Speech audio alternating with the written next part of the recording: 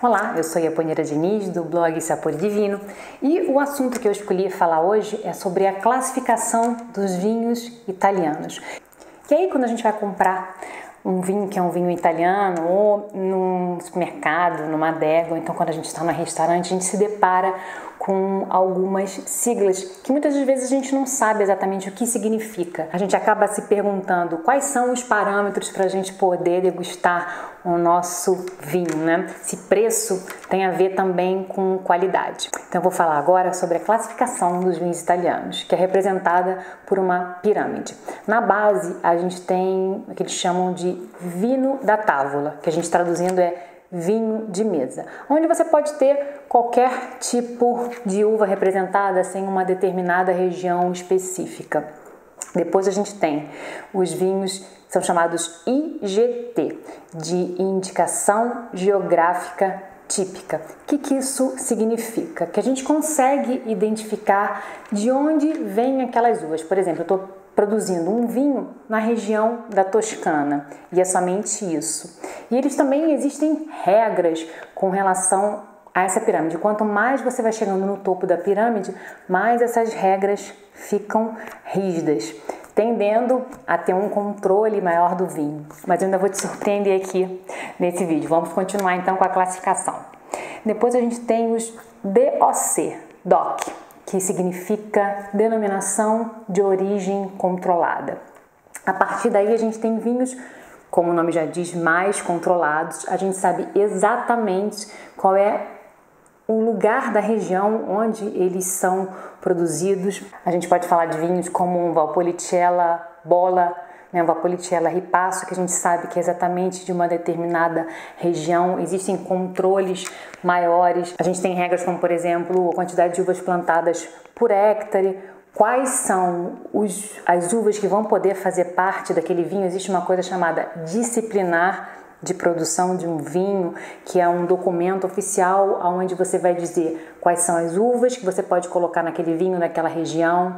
Você vai dizer se aquele vinho pode fazer ou não um barril de carvalho, por exemplo, quanto tempo ele tem que ficar antes de sair da cantina. Então tudo são regras. Teoricamente você tem um pouco, né, um controle maior da qualidade. E no topo da pirâmide a gente tem a DOCG, que a gente chama aqui de DOC-D, que é a Denominação de Origem Controlada e Garantida.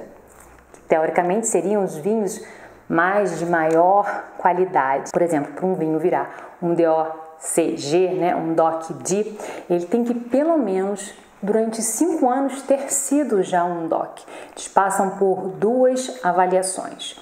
Mas isso tudo, como eu sempre falei aqui, é na teoria. Existem excelentes vinhos de mesa, os IGTs, né, as indicações geográfica típica, assim como os DOCs e os DOC-G. Eu deixei alguns exemplos aqui. Por exemplo, a gente tem aqui uma denominação de origem controlada e garantida, que é um Amarone, realmente merece essa classificação. Depois eu tenho aqui como exemplo, a gente já tinha falado, um Valpolicella Ripasso, que é um DOC, tá? Então a gente já sabe que na pirâmide ele estaria embaixo do Amarone. E aí eu trouxe um exemplo muito para a gente perceber que não é essa classificação que vai dizer se o vinho é melhor, se o vinho é mais caro ou não. A gente tem aqui um IGT, simplesmente uma indicação geográfica típica. É um vinho Tignanello e desses 3, ele é o vinho mais caro. Aqui na Itália a gente encontra em torno de 70 euros, enquanto o Amarone você vai encontrar por esse Amarone da Mazzi Vaio Armaron por 50. E esse Valpolicella Bola Ripasso aqui a gente consegue encontrar por uns 15 euros. Então não necessariamente a classificação, o que está no topo é o melhor. Eu vou depois também gravar um vídeo falando sobre os Super Tuscan. No caso, esse aqui é um Super Tuscan, é o primeiro Super Tuscan, um Super Toscano da vinícola Marchesi Antinori. E por que esses vinhos hoje em dia são tão valorizados. Começou mais ou menos na década de 70, quando um produtor resolveu sair um pouco dos moldes desse disciplinar de produção e começar a experimentar fazer vinhos com uvas diferentes. Mas isso eu vou deixar para falar então num próximo vídeo sobre os Super Tuscan. Então você agora já sabe que existe uma classificação representada por uma pirâmide, que no topo da pirâmide a gente tem os DOCG, denominação de origem controlada e garantida, e na base os vinhos de mesa, mas que não significa que os vinhos de qualidade que estão no topo da pirâmide são melhor que os outros. Eu gosto sempre de dizer que o mundo do vinho ele é muito democrático. A gente precisa saber avaliar a qualidade de um vinho, se ele é bom ou se ele não é bom. Existem vinhos bons, excelentes IGT, como esse tinha em Anello aqui que eu falei, excelentes vinhos DOC e excelentes vinhos DOC-D também. Então agora você já conheceu essa classificação